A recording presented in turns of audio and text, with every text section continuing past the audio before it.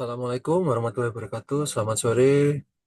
Yang saya hormati seluruh peserta DOLAN, diskusi online mingguan ID Surabaya yang ke-89, seluruh guru besar se-Indo dan sejawat.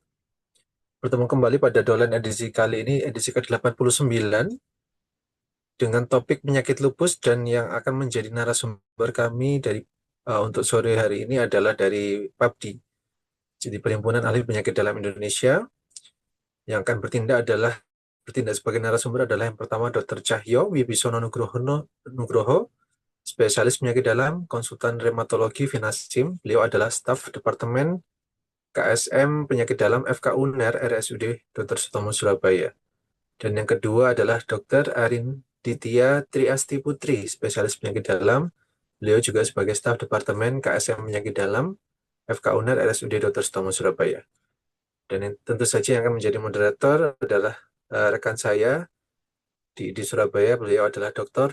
Salmon Charles Pardomanto SPOG. Beliau adalah juga sebagai Wakil Dekan 3 Universitas Ciputra Surabaya. Baik, sebelum mulai, semoga acara dolan berjalan lancar. Dan kami juga mengingatkan bahwa dari di Surabaya memiliki acara sehati, yaitu topik mengenai awam yang akan diselenggarakan tiap hari Sabtu minggu kedua. Ini bisa diikuti juga oleh teman sejawat dokter sekalian. Baik, berikutnya kami persilahkan kepada moderator Dr. Salmon Charles untuk bisa memimpin diskusi Dolan. Silakan Dr. Charles.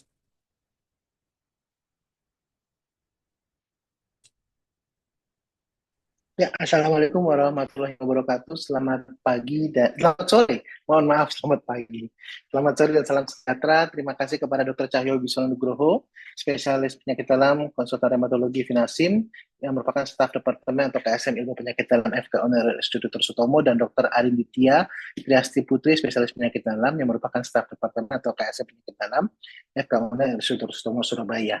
Pada hari ini kita akan masuk ke topik ke-89 dari Dolan dengan membawa mengenai penyakit lupus.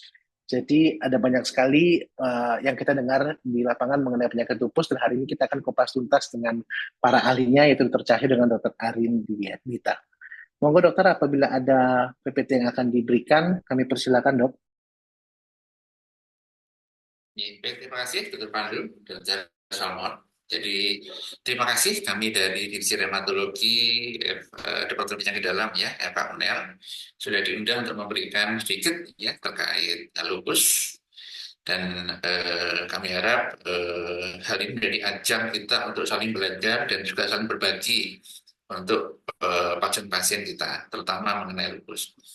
Untuk yang pertama mungkin Dr. Arin bisa menyampaikan sekilas terkait lupus, Dr. Arin, untuk sebagai topik diskusi kita pada sore hari ini. Dr. Arin, kami silakan. Ya, baik. Terima kasih atas kesempatannya dari ID Surabaya. Di sini saya akan coba share screen untuk materi pada hari ini, yaitu tentang penyakit lupus.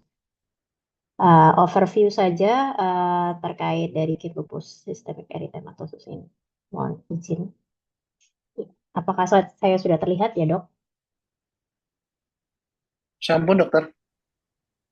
Ya, sampun. Oke. Baik, Assalamualaikum warahmatullahi wabarakatuh. Perkenalkan, saya Dr. Arin Ditya, spesialis penyakit dalam. Di sini saya akan overview saja tentang sistemik lupus erythematosus terkait dari manifestasi klinis, kemudian juga tata cara untuk diagnosis dan terapinya.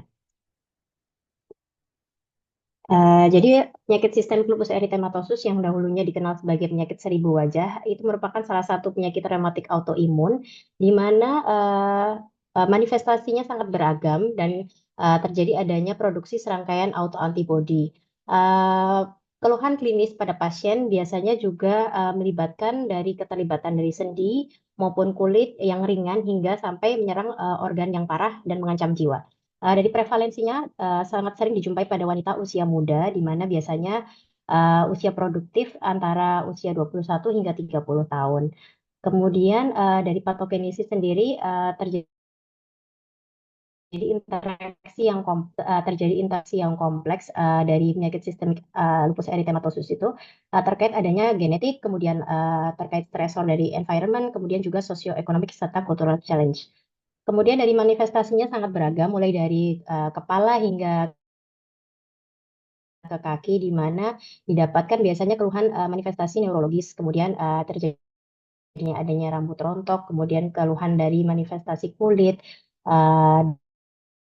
dari serositis, kemudian kelainan hematologis, bahkan menyerang penyakit ke ginjal.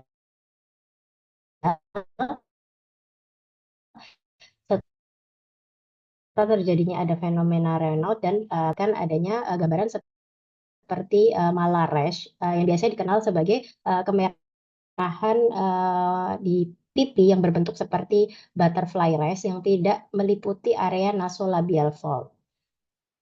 Kemudian juga bisa dikenal dengan adanya subakut cutaneous lupus erythematosus. Gambarannya bisa bermacam-macam dan bervariasi, di mana juga bisa didapatkan adanya chronic cutaneous lupus, biasanya didapatkan adanya discoid lesion yang biasanya bisa didapatkan adanya hiperkeratosis, kemudian di area rambut biasanya juga didapatkan adanya scarring dan dapat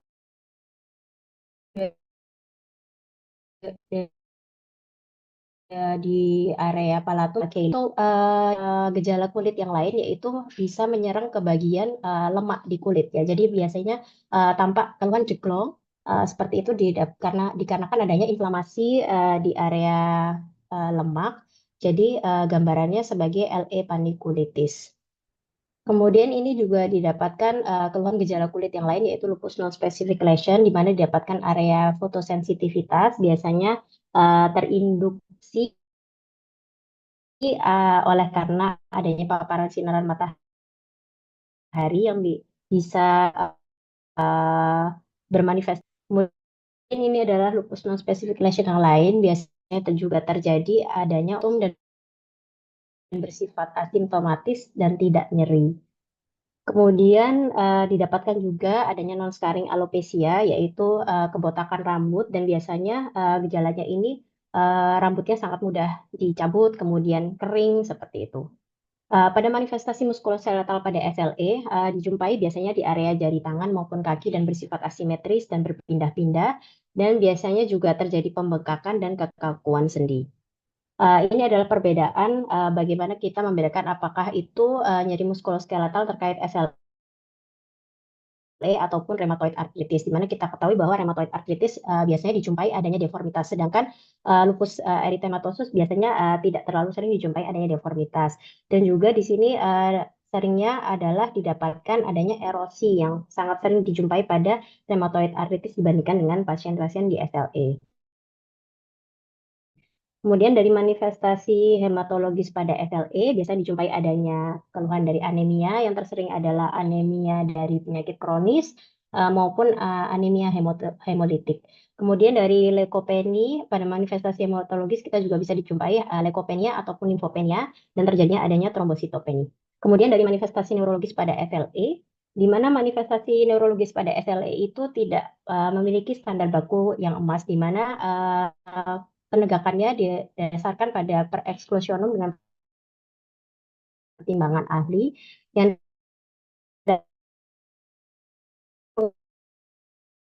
mengenai sistem saraf pusat maupun sistem saraf perifer. Kemudian yang bermanifestasi dengan interstitial lung disease ataupun acute pneumonitis. Kemudian juga pada pleura dapat didapatkan adanya pleuritis maupun efusi pleura. Kemudian dari pembuluh darah bisa didapatkan adanya pulmonary arterial hemorrhage, kemudian embolic disease dan vaskulitis. Sedangkan untuk diafragma bisa menyerang sebagai shrinking lung syndrome. Kemudian manifestasi nefritis lupus sendiri biasanya didetegakkan dari manifestasi klinis, kemudian pemeriksaan laboratoris dan biopsi ginjal.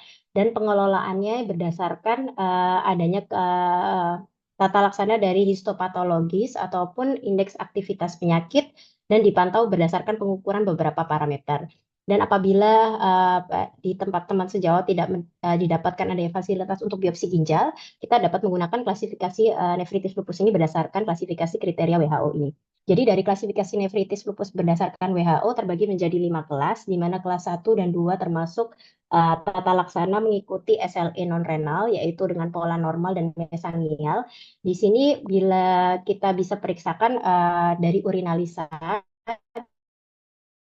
kita lihat dari sedimen dan proteinuria, kemudian kita bisa cek kreatinin serum, tekanan darah, dan apabila didapatkan pemeriksaan anti dsDNA ataupun komplement, kita bisa lihat di sini dari anti dsDNA dan C3C4 ataupun komplement ini masih normal. Sedangkan pada pasien-pasien dengan kelas 3 dan 4 ini merupakan lupus nefritis yang berat, di mana dia dari sedimen kita terlihat di sini eritrosit sudah positif, kemudian leukosit positif dengan proteinurianya yang cukup masif, dengan adanya kreatinin serum yang mulai menurun dan didapatkan anti dsDNA yang positif dan cek komplement yang menurun. Di mana untuk yang kelas 5 juga bersifat membran. Secara garis besar, FLE itu tidak ada standar emas dalam diagnosisnya. Kita mengenal beberapa klasifikasi sebelumnya, yaitu berdasarkan ARA 1971, kemudian berkembang 1982, dan ACR 1997. Kemudian kita juga mengenal kriteria SLIC 2012, dan yang terakhir yaitu EULAR ACR 2019. Kemudian ada pemeriksaan laboratorium dasar yang bisa menunjang seperti DL, LED, UL, ataupun kimia darah. Dan pemeriksaan autoantibodi seperti ANATES, anti dsDNA, serta pemeriksaan autoantibodi yang lain, serta pemeriksaan penunjang berdasarkan manifestasi organ yang terlibat. Ini adalah dari kriteria ACR 1997, di mana ada 11 kriteria. Apabila memenuhi 4 dari 11 kriteria tersebut, dapat diklasifikasikan sebagai SLE. Kemudian ini adalah kriteria SLIC, yaitu yang dikenal dengan fitur klinis dan fitur imunologis, di mana apabila didapatkan lebih dari 4 fitur, di mana lebih dari satu fitur masuk ke kriteria klasifikasi dan satu fitur imunologis itu bisa sebagai kriteria SLE. Kemudian atau didapatkan adanya biopsi terkait lupus nefritis dengan pemeriksaan anti dsDNA atau ANA yang positif. Kemudian ini kriteria yang terbaru yaitu EULAR ACR 2019, di mana kriteria ini mencakup adanya pemeriksaan ANA titer lebih dari sama dengan 1:80.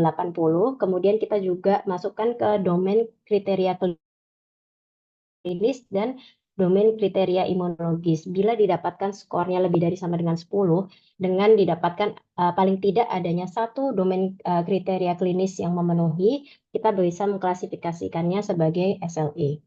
Kemudian ini adalah definisi dari klasifikasi kriteria dari EULAR ACR 2019 yang tadi. Kemudian kita juga mengenal setelah kriteria diagnosis, kita akan mengklasifikasikan pasien berdasarkan derajat aktivitas penyakit. Di mana derajat aktivitas penyakit ini terbagi menjadi SLE yang ringan, SLE yang berat. Dan bisa dipakai menggunakan SLEDAI ataupun max SLEDAI dengan sebagai SLEDAI 6-12.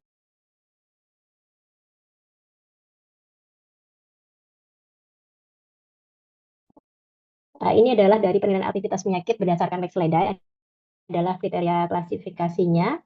Kemudian dari tata laksana sendiri tergantung dari organ yang terlibat. Dan pola hidup sehat harus kita rekomendasikan kepada pasien, kemudian berdasarkan adanya usia wanita produktif ya, jadi harus mempertimbangkan apakah pasien tersebut layak bisa program hamil atau tidak. Terus kemudian apabila hamil, penggunaan obat-obatan juga harus kita sesuaikan. Kemudian setelah pasca melahirkan, kita pertimbangkan untuk pemberian kontrasepsi apa yang terbaik untuk pasien, dan pasien juga harus mendapatkan konseling terhadap paparan yang dari lingkungan seperti menghindari asap rokok, kemudian matahari yang berlebih, serta konseling ke dokter terkait kontrol secara rutin serta mengenali gejala-gejala kekambuhan. Ini adalah tabel dari tata laksana sistemik lupus eritematosus ya, yang non renal. Kemudian ini adalah tata laksana lupus nefritis yang dengan keterlibatan ginjal. Kita berdasarkan rekomendasi dari EULAR Recommendation tahun 2023 yang terbaru. Baik, secara garis besar juga target terapi pada pasien-pasien SLE ini hanya mencakup tercapainya remisi, yaitu SLEDAI 0 ataupun naik SLEDAI 0 sampai 1, atau minimal sebagai SLEDAI low disease activity antara SLEDAI 1 sampai 5 ataupun naik SLEDAI antara 2 sampai 5 dengan kriteria target aktivitas penyakit itu sebagai berikut. Yang pertama, skor SLEDAI 2K kurang dari sama dengan 4 tanpa mengenai sistem organ mayor. Kemudian yang kedua, tidak ditemukan manifestasi baru dari aktivitas penyakit, serta yang ketiga PGA kurang dari 1, serta dosis prednisolon paling tidak kurang dari sama dengan 7,5 mg per hari atau setara, dan yang kelima yaitu terapi imunosupresan atau agen biologis pada dosis pemeliharaan standar dan dapat ditoleransi dengan baik. Sekian slide dari saya. Apabila mungkin ada tambahan ataupun ke arah diskusi, monggo silahkan. Terima kasih. Siap. Wassalamualaikum warahmatullahi wabarakatuh. Terima kasih kita. Mungkin Dokter Cahyo ada tambahan, Dok? Ya, masih Dokter Arif, Dokter Salmon, ya. Jadi memang lupus merupakan salah satu suatu penyakit yang saat ini ya sering kita jumpai. Ya. Tadi sudah disebutkan Dr. Arin tadi, memang banyak sekali manifestasi dari lupus. Dikatakan bahwa lupus merupakan penyakit ribu wajah, bisa menyerupai apapun. Ya, nah tentunya apabila kita sudah bisa mengenai lupus sejak awal atau diagnosis dini, tentunya kerusakan yang diakibatkan dari lupus bisa kita cegah semaksimal mungkin. Tetapi memang agak sulit untuk mendiagnosis lupus ini. Seperti katakan Dr. Arin, ada beberapa kriteria. Ya, nah kriteria tadi sebatas membantu kita. Ya, seringkali kriteria tadi saat ini belum terpenuhi, tetapi dengan berjalannya waktu pelan-pelan akan terpenuhi. Ya, nah jadi memang agak sulit ya untuk memenuhi kriteria dalam tahap awal lupus tadi. Nah, jadi harapan kami mungkin ada pengalaman dari teman sejawat lain ya yang bisa didiskusikan ya terkait bagaimana kita mendiagnosis lupus dan juga mungkin ya terkait tata laksananya walaupun secara dini secara awal ya. Nah, jadi hal tersebut merupakan suatu pengalaman untuk kita apabila kita sudah mengetahui ya katakanlah oh kalau seperti ini lupus ya nanti tidak akan lupa secara semua ya oh kalau seperti ini lupus jadi nanti kalau ketemu hal tadi nanti akan oh ya ini lupus sehingga kita bisa lebih aware untuk mendiagnosis suatu penyakit lupus ini ya atau mungkin ada hal yang perlu didiskusikan yang silakan kalau mungkin kalau tidak sebelum ada Siap, Dokter. Terima kasih, Dok. Mari kita bisa lanjut ke... ya, silakan Dokter. Siap, Dokter. Ya, terus Dokter, cukup jelas sekali dari PPT Dr. Ari Dita dan penjelasan Dr. Cahyo mengenai penyakit lupus ini. Dan kami persilakan bagi seluruh peserta yang ingin menanyakan di question and answer, kita akan mencoba untuk membahas satu persatu. Mungkin yang pertama, Dok, dari Dr. Arkano, izin bertanya apabila anates dan anti dsDNA negatif, tetapi jalannya mengarah ke SLE, apakah bisa ditentukan derajat SLE-nya? Mungkin langsung ke Dokter Cahyo gitu, Dokter. Ya, baik, terima kasih, Dr. Salman. Jadi, bagus sekali ya. Jadi, seringkali kita juga lupus, tapi kita perusahaan anates dan juga anti-DSNA-nya negatif. Ya. Nah, seperti tadi dikatakan bahwa memang pemeriksaan anates maupun DNA merupakan salah satu dari pemeriksaan lupus, tetapi bukan satu-satunya. Ada lain lagi, bisa bakteri ARA ataupun kita slik bisa ya. Jadi anates maupun anti dsDNA tidak menyingkirkan diagnosis lupus. Ya. Nah, apakah bisa ditentukan derajat SLE-nya? Tentunya bisa. Karena derajat SLE itu tidak bergantung pada anates maupun anti dsDNA. Ya. Seperti tadi saya beritahu tadi terkait SLEDAI score itu tidak ya. Ya, apa sudah jelas suara saya?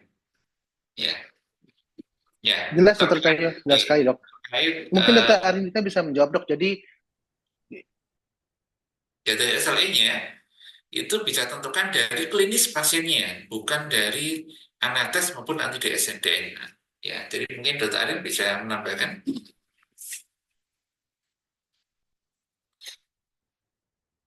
Ya, mungkin ada itu Dr. Arin.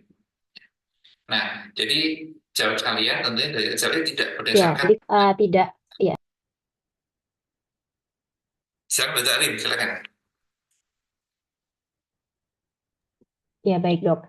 Jadi kriteria diagnosis itu hanya membantu saja. Tetap kita harus mempertimbangkan klinis dari pasien. Apabila memang eh, sesuai dengan misalkan prevalensi tadi ya, wanita usia muda dengan produktif, kemudian dengan gejala-gejala yang saya sebutkan tadi bisa terkena ke berbagai macam organ. Meskipun hasil pemeriksaan anates atau anti dsDNA negatif tidak menyingkirkan bahwa pasien ini tidak terkena sistemik lupus erythematosus karena memang yang utama adalah klinis dan pemeriksaan penunjang yang lainnya juga mungkin bisa dilakukan, dipertimbangkan juga. Seperti itu, dok. oke, terima kasih dokter Arindita. Jadi benar dok ya, karena kan banyak sekali temuan jalannya dokter ya. Jadi bukan hanya faktor laboratorium saja yang menjadi penentu diagnostik yang sudah dokter Cahyo jelaskan di awal tadi. Jadi jangan lupa gejala lupus itu banyak sekali, dan kalau misalnya memang ANA dan DSDNA tidak mendukung, kita coba cari gejala lain yang mendukung dan sesuai dengan kategori apakah termasuk lupus apa tidak. Begitu dok ya. Ya, betul, dok. Ya, betul. Ya, tepat sekali. Terima kasih dok. Dok, ini ada pesan yang langsung masuk Japri ke saya dok. Izin, nah pertanyaan cukup bagus dok. Bagaimana membedakan penyakit autoimun ini termasuk SLE atau penyakit autoimun lainnya dok? Karena tadi yang katanya menurut PPT Dr. Arindita itu banyak sekali yang bercross ya dok ya dengan gejala autoimun lainnya dok. Mungkin Dr. Arindita bisa menjawab dok. Terima kasih dok. Ya, jadi penyakit autoimun rematik memang tidak hanya SLE, yang bisa kita kenal mungkin seperti rheumatoid arthritis, kemudian spondyloarthritis. Itu berdasarkan kita memiliki kriteria tersendiri pada pasien. Apabila memang dijumpai, misalkan dengan keluhan pasien wanita usia muda dengan keluhan nyeri sendi seperti itu ya.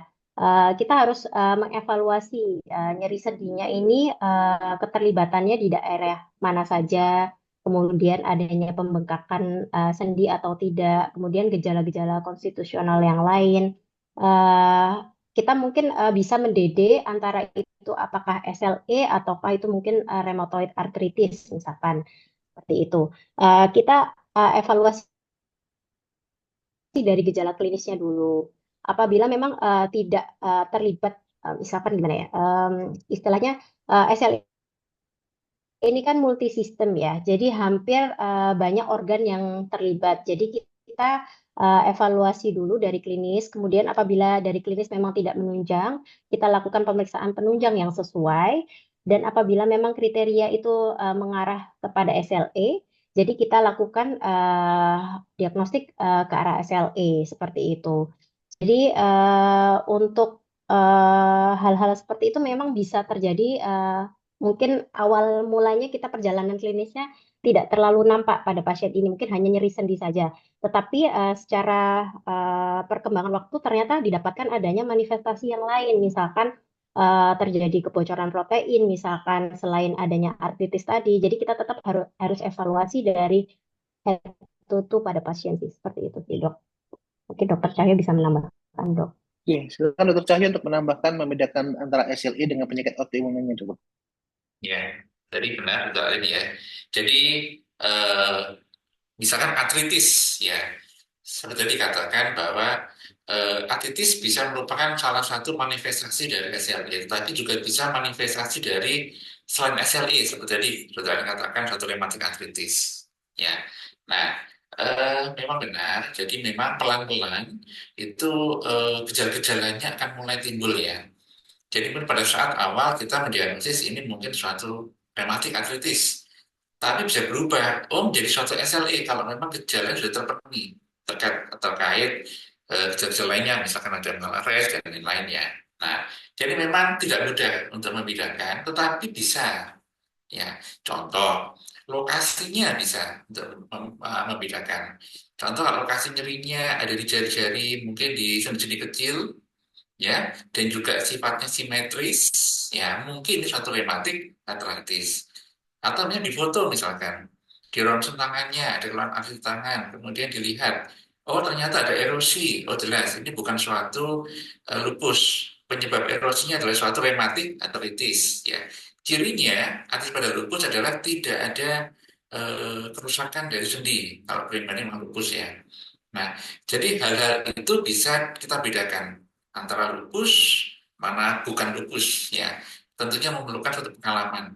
Ya, jadi saran saya jangan terlalu khawatir ya, jangan takut-takut untuk mendiagnosis suatu lupus pada pasien.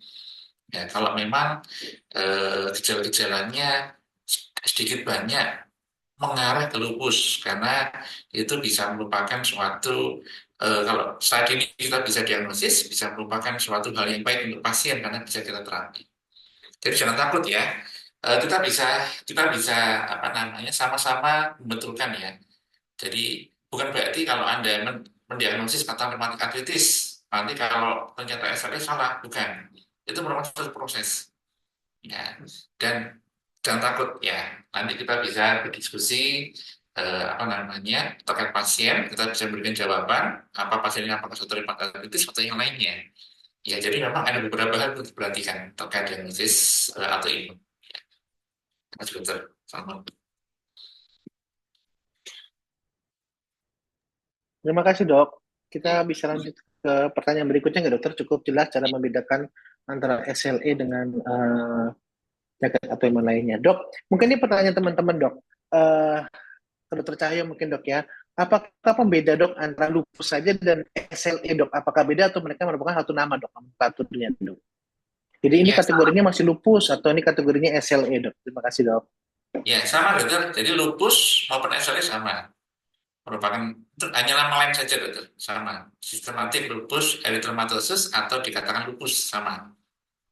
Jadi jangan bingung teman-teman. Itu sesuatu yang sama. Hanya mungkin kadang-kadang secara penulisan atau istilah saja yang berbeda.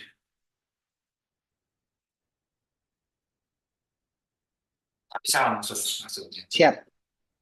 Terima kasih dok. Oke, kita lanjut ke pertanyaan dari Q&A ya dokter, dari dokter Sujari. Pasien lupus dengan hipertensi, obat antihipertensi apa yang boleh diberikan? Mungkin kembali ke dokter Cahyo kembali dok. Untuk Ya, pasien dengan lupus dengan hipertensi, apakah obat terapi hipertensi yang bisa diberikan? ya. Jadi pada lupus bisa terjadi suatu hipertensi karena lupusnya. Atau mungkin dari awal memang sudah ada hipertensinya. Tentunya terapi hipertensi kita sama dengan kardio ya. Ya.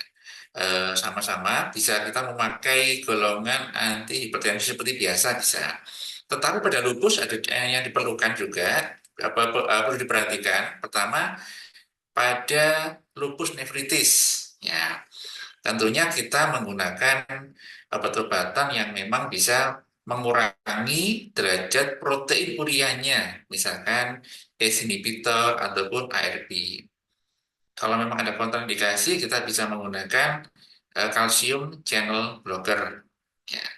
Jadi mungkin hampir sama dengan jawab kardio, cuma ada spesifikasi khusus pada lupus apabila menyerang organ tertentu, misalnya pada lupus nephritis.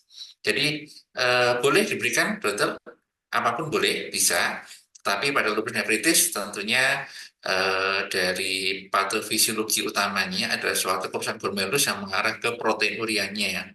Jadi lebih ke arah antihipertensi yang bisa mengurangi protein urianya. Itu aja dokter. Mungkin dokter ada yang bisa menambahkan. Ya, kurang lebihnya sama dok. Terapi antihipertensi juga seperti pasien-pasien dengan hipertensi yang lain dengan pertimbangan apabila terkena penyakit lupus nephritis dengan ACE ataupun ARB saja dok.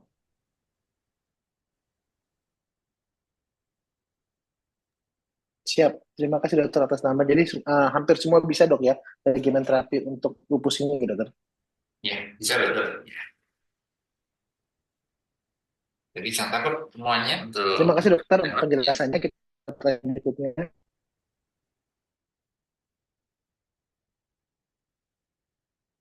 Terima kasih dokter. Mungkin kita lanjut ke pertanyaan berikutnya yang masuk dokter. Jadi yang keempat ini dokter, pada kasus di mana SLE-nya terkontrol dok, apakah eh, penanganan lebih lanjutnya bisa dilakukan di vaskes atau dokter praktek dokter? Kalau misalnya ini terkontrol, kemudian pasiennya ini antri, mungkin dia pasien di Sutomo kan antrinya panjang dok ya. Nah, dia berpikir ini sudah ada terapi dari dokternya, dilanjutkan di fase satu dokter. Mohon arahan dokter. Dokter Aridita mungkin dokter. Ya, jadi tergantung dari kalau untuk apa bisa di fase satu, uh, sebetulnya bisa pada pasien-pasien lupus pada pasien-pasien SLE yang ringan. Pasien-pasien SLE yang ringan, dosisnya sudah minimal, kemudian juga dari obat-obatan imunosupresan mungkin hanya seperti hidroksikloroquine saja. Untuk obat-obatan imunosupresan yang lain mungkin tidak diperlukan. Jadi tergantung dari manifestasi organ yang terlibat juga. Apabila memang dia manifestasi organnya memang berat, kemudian derajat penyakitnya berat, jelas tidak memungkinkan untuk bisa ditangani di fase 1 ya. Jadi perlu sistem untuk menindaklanjuti keterlibatan organ yang terlibat pada pasien tersebut. Jadi seperti itu. Mohon tambahannya. Ya, benar betul. Ya, jadi kalau tanya apakah bisa, jawabnya sangat bisa. Ya, tapi seperti kata Dr. Arif tadi, memang kita harus memastikan bahwa memang aktivitas penyakitnya itu low dose low disease activity atau bahkan remisi. Ya, itu pun perlu suatu pengawalan ya tentunya dari rekan-rekan di daerah atau di vaskes satu. Jadi bisa meneruskan terapinya dan juga memonitor kira-kira ini potensi untuk flare atau tidak. Apakah oh ternyata ini mau flare segera diatasi, kalau tidak bisa dirujuk kembali ke vaskes yang selanjutnya. Jadi kalau apakah bisa sangat bisa. Hanya memang tadi perlu pemantauan lebih ketat dan juga warning apabila tampak tanda-tanda flare untuk segera diadakan suatu terapi khusus atau dirujuk ke vaskes yang lebih tinggi. Itu tidak sama, jadi sangat bisa ya teman-teman ya yang di vaskes satu. Terima kasih dokter atas jawabannya. Cukup jelas sekali, berarti memang bisa di fase 1, tapi kalau memang kita harus lebih aware terhadap tanda-tanda flare-nya, kalau misalnya ada peningkatan atau gangguan, segera langsung dikirim ke fase berikutnya lagi. Tapi alangkah baiknya kalau pengobatan dilakukan di rumah sakit tipe A ya dokter ya, karena kita nggak tahu kapan bisa terjadi flare atau gangguan. Ini saya dokter, ini biasanya kalau flare ini langsung atau ada gejala kayak auranya dulu, misalnya seminggu baru kegawatan dokter? Kalau untuk serangan akutnya Ya, flare dok. bisa langsung, betul. Bisa langsung. Jadi memang sulit-sulit ditebak. Sewaktu-waktu bisa terjadi, ataupun bisa terjadi suatu tanda-tanda awal juga bisa. Ya, tetapi perlu diketahui bahwa dari sekian banyak pasien SLE, ya, tentunya yang memerlukan, maksudnya yang berat sekali, itu tidak semuanya. Jadi ada sekitar 40-50% pasien SLE sudah tenang, dokter. Dan itu bisa di diterapi ya, diterapi di puskesmas atau satu bisa. Siap dok, terima kasih dokter. Monggo kita masuk lagi dokter ke pertanyaan berikutnya dari dokter Kencono. Pada terapi SLE dengan prednison long duration sering terjadi gastric bleeding. Bagaimanakah pencegahannya? Bolehkah pantoprazol long duration dok? Terima kasih dok. Mungkin dokter Cahyo nggak dokter Ya, untuk penggunaan steroid jangka panjang. ya, terima kasih. Sangat bagus sekali pertanyaannya. Jadi untuk terapi SLE yang tadi sudah disebut Dr. Arin, itu kita bisa menggunakan glukokortikoid bisa atau steroid. Dan juga kita mengkombinasi dengan DMARD ya, Disease Modifying Anti-Rheumatic Drug. Ya, tentunya pada pasien-pasien dengan akut flare membutuhkan suatu steroid ya untuk menekan sistem kekebalan tubuhnya sehingga flare-nya bisa kita tekan. Tetapi tidak kita gunakan secara jangka panjang steroid ya tidak selamanya menggunakan steroid. Kenapa kita membutuhkan DMARD atau disease modifying antibiotic drug sehingga kita bisa menggunakan steroid dalam dosis yang seminimal mungkin. Nah, bahkan kalau ada risiko gastric bleeding yang sangat berat, tentunya kita bisa tanpa steroid. Kita hanya menggunakan mungkin hidroksikloroquine ataupun disease modifying antibiotic drug. Ya, apakah boleh pantau durasi? Jawabnya boleh, tetapi tentunya kita dapat mungkin mengurangi risikonya bleeding tadi. Apakah kita mengurangi steroidnya ataukah menghilangkan steroidnya dan juga obat-obat lain seperti NSAID. Kita hanya menggunakan hidroksikloroquine ataupun dengan disease modifying antibiotic drug seperti imuran ataupun jangan. Jadi jawabnya bisa tanpa steroid, ya jangan khawatir. Ya. Ada mungkin tambahan, Dokter? Ardita ada tambahan, Dok?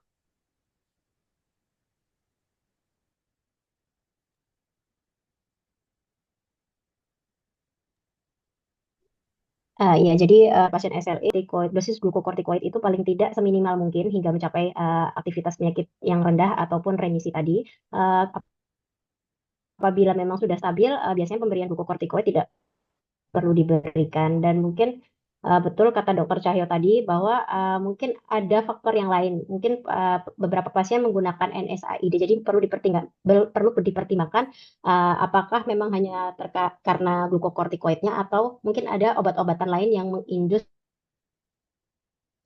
dari gastric bleeding-nya tadi seperti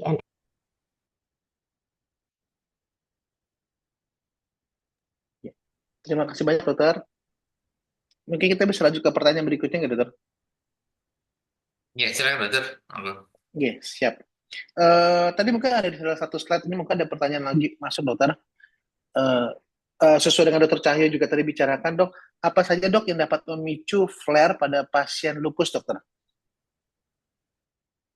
Ya, jadi banyak sekali ya pemicu flare pada lupus. Yang paling sering adalah stres, ya stres yang mana? Stres psikis atau emosi. Ya, misalkan saya pernah punya pasien ya, dia sudah mulai SMP, dia punya SLE, dan waktu itu berat sekali sampai pneumonia lupus. Setelah diterapi, membaik, dan dengan hanya dosis steroid minimal, hidroksikloroquine dan juga DMARD, ya bisa stabil sampai masuk suatu saat dia masuk lagi. Ternyata pada saat itu dia mulai masuk kuliah, di mana stresnya berbeda antara sekolah dan kuliah. Dia flare lagi, ya. Nah, akan jadi suatu penyakit lupus lagi, ya.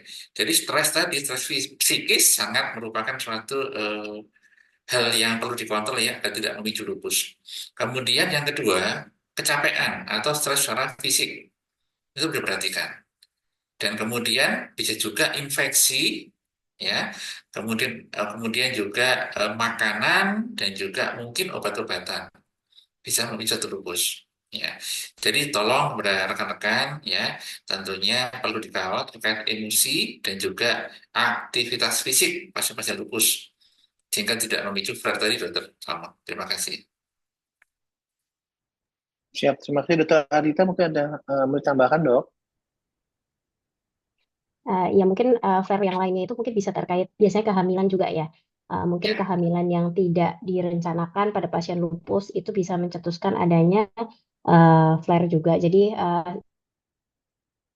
yang seharusnya memang diperbolehkan hamil pada saat kondisi remisi atau low disease activity minimal 6 bulan, pasien itu sudah keduluan hamil. Ternyata pada saat perjalanan, saat hamil dia didapatkan kondisi flare up, bisa macam-macam, bisa terkait nefritisnya yang mungkin muncul, itu juga bisa sangat terjadi. Seperti itu. Ya, terima kasih dokter atas penjelasannya. Jadi hati-hati bagi pasien-pasien kita yang ketahui bahwa dia mempunyai riwayat lupus. Oh ya dok, izin tanya dok, pada beberapa kasus dok pasien SLE ini bisa sembuh total gitu dokter? Maksudnya bisa resolusi total dokter?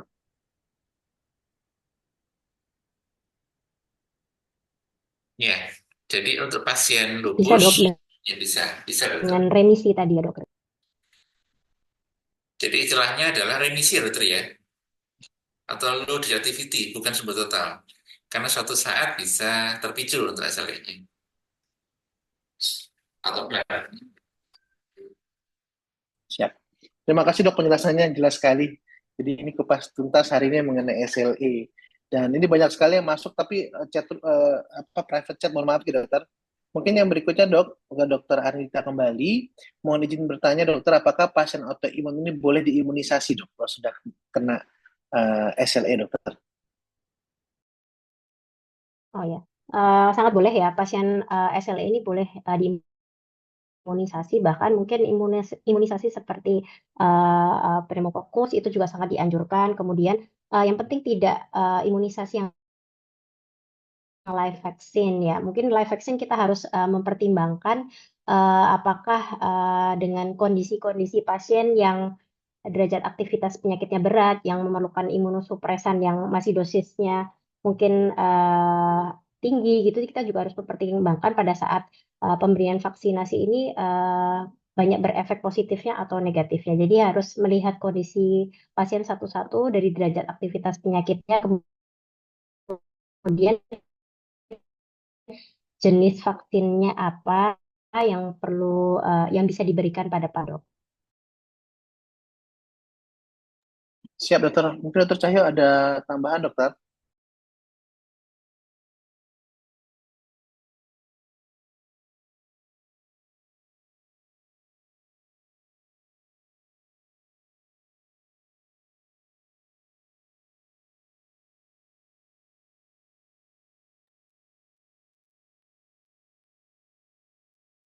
Artinya terputus ya suaranya Dok. Mungkin masih Oh masih mute suaranya Dokter belum Cahyo. masih mute dokter. Izin dokter.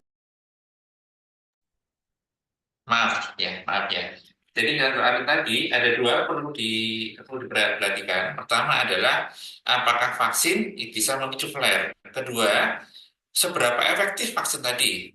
Tadi dengan Dr. Arin bahwa kita perlu bertanya pertama adalah aktivitas penyakitnya perlu bisa diberikan kalau dalam kondisi aktivitas penyakit yang rendah atau tidak flare, ya atau stabil, ya atau remisi bisa. Kedua adalah jenis vaksinnya, ya. Tadi dokter mengatakan bahwa jangan yang pakai live alternative vaksin atau vaksin kuman hidup, ya. Dan ketiga, bagaimana terapinya? Karena sangat menentukan apakah vaksin tadi itu bisa berhasil atau tidak. Nah, seringkali atau biasanya untuk terapi dari lupus kita hentikan dulu selama beberapa waktu. Ya, jadi pada saat lo di activity, kita hentikan dulu terapinya 1 minggu sebelumnya mungkin, kemudian bisa di vaksin, kemudian baru dimulai terapi lagi 1 minggu setelahnya. Ya, jadi ada beberapa strategi yang perlu kita atur ya, bagaimana menjamin apakah aman, ya, dan bagaimana respon terhadap tubuh terhadap vaksin tadi, ya. Jadi sangat bisa sekali, tapi perlu persiapan khusus dokter. Terima kasih. Terima kasih dokter untuk pertanyaannya. Mungkin kita lanjut lagi ke pertanyaan berikutnya ya dokter.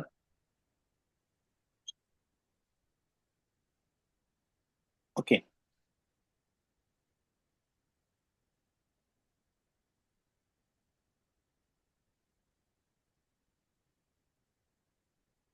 Siap. Dokter izin tanya dokter, ini mungkin ada beberapa teman-teman di Verifair yang juga bertanya apa perbedaannya, mungkin tadi sudah dijelaskan dokter Arinita nih, mohon maaf tadi sempat keputus dari pertanyaan saya, antara lupus cutaneus dan lupus erythematosus sistemik dokter. Tadi kan ada yang slide yang ada dua gambar dokter ya, lupus cutaneus sama yang tadi dok. Mungkin boleh dijelaskan lagi dok, ini teman-teman izin bertanya.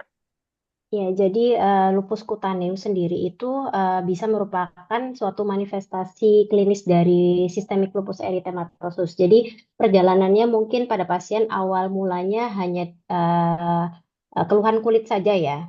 Keluhan kulit saja itu bisa bermanifestasi lupus spesifik organ ataupun non lupus spesifik organ ya.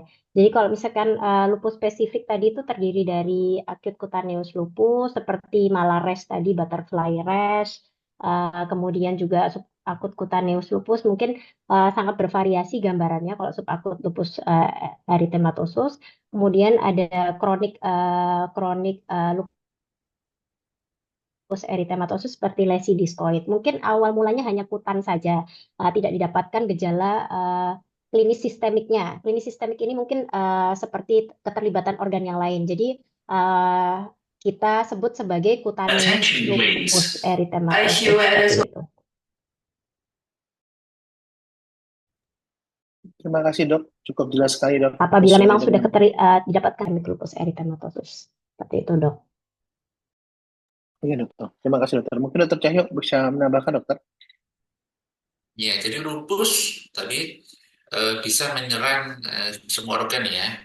Kalau di kulit namanya kutrus lupus, kalau di otak namanya cerebral lupus, kalau di ginjal lupus nephritis, kalau di apa namanya paru mungkin pneumonia lupus ya. Jadi merupakan salah satu manifestasi klinis dari lupus dokter.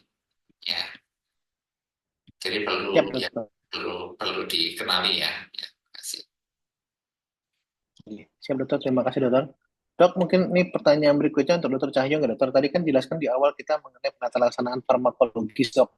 Ini ada pertanyaan dari teman-teman mengenai apa saja dok jenis pengobatan non farmakologis yang bisa kita berikan untuk membantu pasien lupus dan penyembuhannya dok.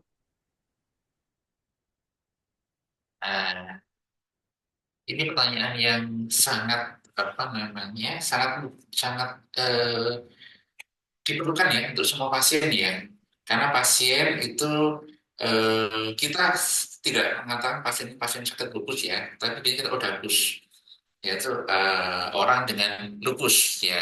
Pertama itu yang perlu ditekankan adalah suatu pembiasaan secara psikologi dari pasien.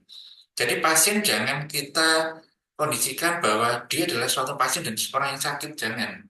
Bahwa mereka sebenarnya adalah normal, hanya mereka mempunyai kondisi yang dinamakan lupus. Itu pertama. Itu akan sangat membantu secara psikis mereka bahwa mereka orang sehat. Ya, jadi mungkin satu yang perlu saya ajarkan pada teman-teman, jangan mengatakan pasien lupus tapi orang dengan lupus ya di muka pasien. Dan kedua, perlu kita jelaskan ya, pada lupus itu merupakan suatu penyakit yang bisa diobati.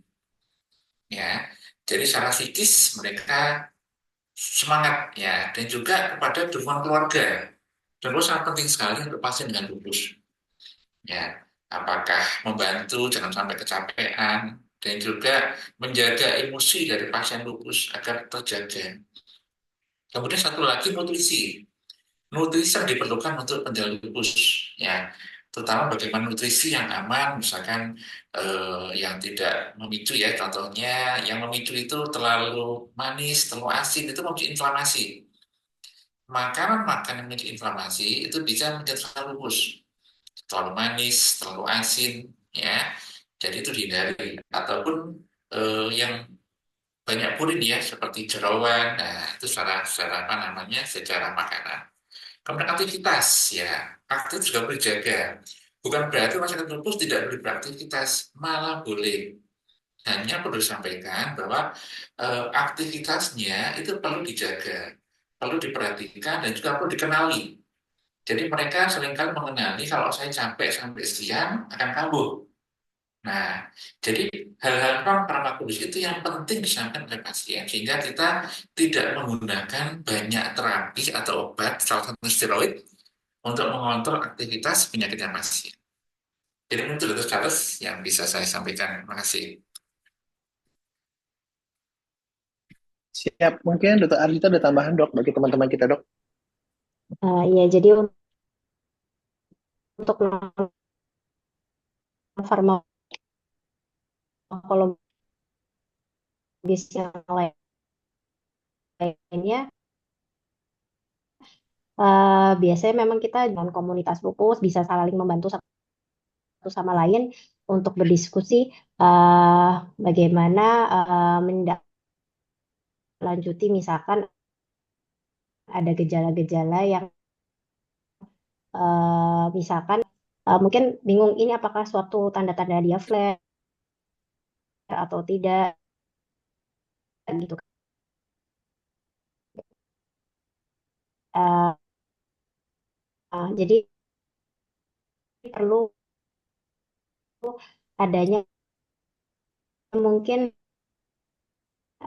suatu komunitas yang dia bisa dia juga itu bisa sebagai tambahan aktivitas mungkin aktivitas fisik yang seperti outdoor yang dengan suhu yang terlalu panas ataupun sinar matahari yang terik itu sebaiknya dihindari ya pada pasien-pasien lupus karena memang itu sangat bisa memicu dari flare-nya juga dan kita biasanya komunikasikan dengan pada apabila beraktivitas di luar seperti itu sih dok.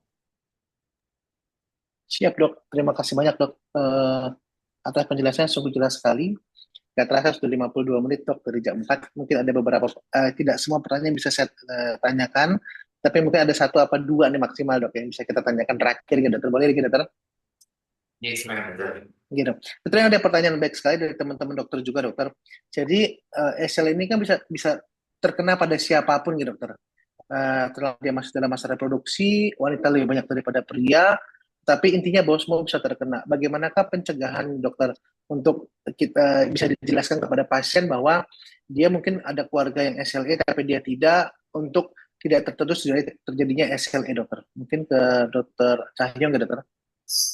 Ya, terima kasih. Ya, jadi secara pasti belum ada pencegahan terkait SLE karena memang sebabnya itu belum kita ketahui secara jelas. Tetapi ya, dari patofisiologi memang dikatakan bahwa SLE awalnya terjadi dari suatu kelainan sistem kekebalan tubuh, di mana yang seharusnya memperlakukan tubuh sebagai teman, dipenuhi sebagai lawan. Dan memang itu ada awalnya, ya. Nah, bagaimana mencegahnya? Ya tentunya sama dengan yang lain ya. Tentunya pola hidupnya harus seimbang, harus sehat, ya, dan juga menghindari paparan apa namanya seperti radiasi ataupun polusi, ya, yang mungkin memang sulit untuk kita hindari. Tetapi perlu diketahui bahwa memang ada genetika tertentu yang bisa memicu atau mempertinggi resiko terkenanya lupus. Ya, gen tadi tentunya tidak bisa kita hindari. Ya, contoh gen seperti bakat ya gen itu ya. Jadi kalau katakanlah kita punya anak bakat main gitar, tetapi kita tidak memberikan gitar dari kecil, tentunya dia juga tidak akan bisa main gitar. Kebalikannya kalau memang dia nggak punya bakat gitar, tapi tiap hari kita ajari gitar, tentunya lama-lama bisa gitar juga. Nah, sama seperti SLE. Ya, jadi kalau pertanyaan bagaimana mencegahnya, tentunya secara spesifik tidak ada, tapi ya itu tadi jaga terkait pola hidup kita sehari-hari agar sehat dan tidak ada polusi, ya, ataupun kalau polusi nggak bisa dihindari seminimal mungkin.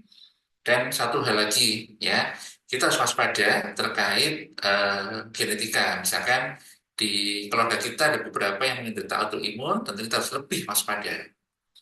Ya, itu aja dokter. Ini dokter bisa menambahkan. Ya, kurang lebihnya sama dok.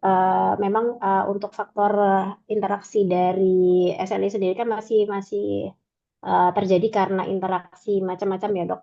Mulai dari genetik, kemudian juga environment juga berpengaruh. Jadi sebisa mungkin kalau pencegahan yang bisa kita lakukan ya tadi seperti menghindari polusi, kemudian pola hidup yang baik, makan makanan itu terutama ya saat ini mungkin proses food itu mungkin lebih banyak dihindari, kemudian uh, seperti mungkin stresor ataupun kondisi seperti infeksi juga sangat memungkinkan bisa mencetuskan seperti uh, contohnya Epstein-Barr itu biasanya lebih banyak mengenai pada pasien-pasien SLE seperti itu sih dok. Utamanya dari environment yang bisa kita jaga seperti itu dok. Ya, terima kasih dok, cukup jelas sekali mulai dari diagnostik, anamnesis pemeriksaan fisik di awal, kemudian tata terlaksana, farmakologi maupun farmakologi maupun pencegahan yang dijelaskan Dr. Cahyo dengan Dr. Arindita. Terima kasih banyak dokter.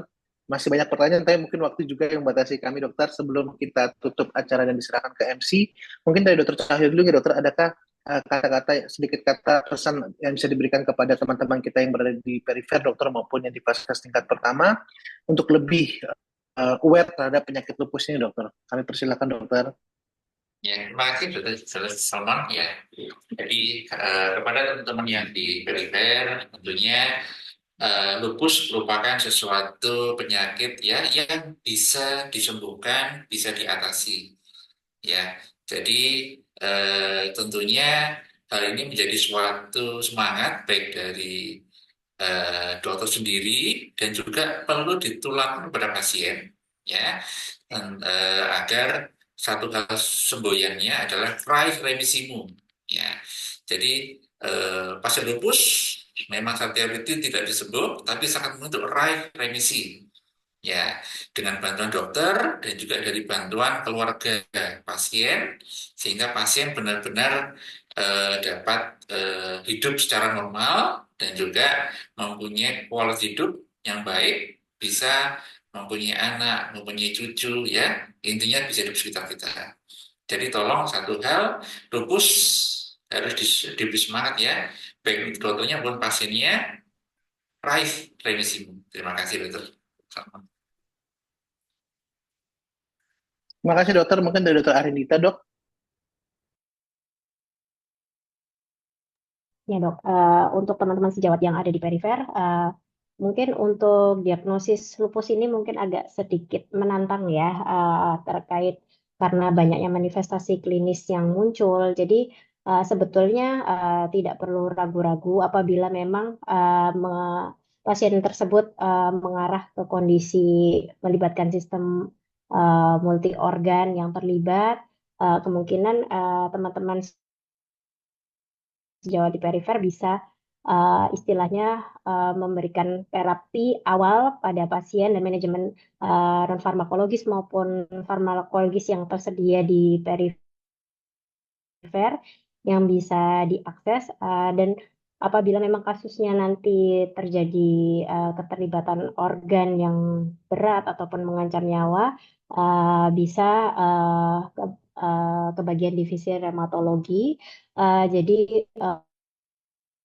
untuk mendapatkan tata laksana yang tepat seperti itu sih. Siap. Terima kasih dokter. Dr. Cahyo dengan Dr. Arinita, terima kasih dokter sudah memberikan insight bagi kami dokter mengenai penyakit lupus dan SLE ini. Sudah cukup jelas sekali bahwa harus hati-hati sekali dalam mendiagnosis dan bagaimana cara diagnosis masih dengan kriteria SLEDENG ya Dr. Arinita. Kemudian tata laksananya seperti apa dan waspada terhadap flare dari penyakit lupus ini yang sangat fatal sekali kalau misalnya tidak terobati dengan baik. Jadi cukup jelas bagi teman-teman semua yang ada hari ini dokter.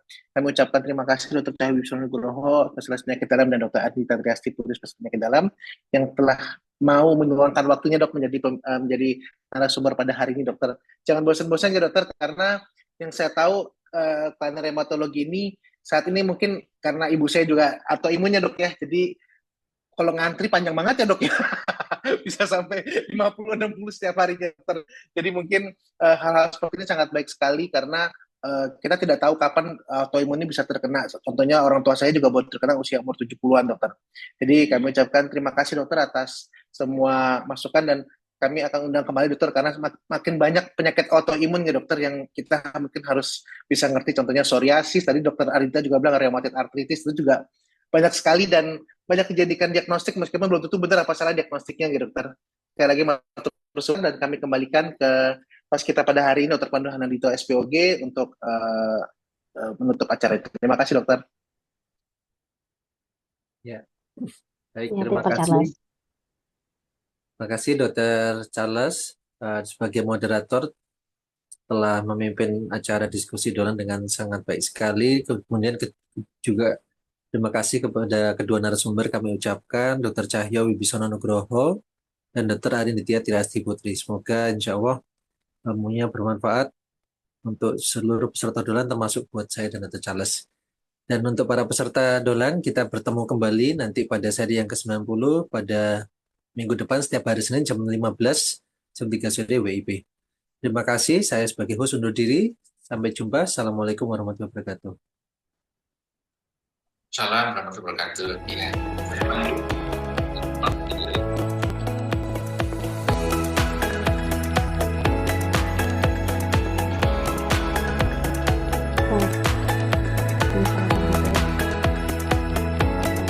Mas, Dr. Cahyo, Dr. Pandu.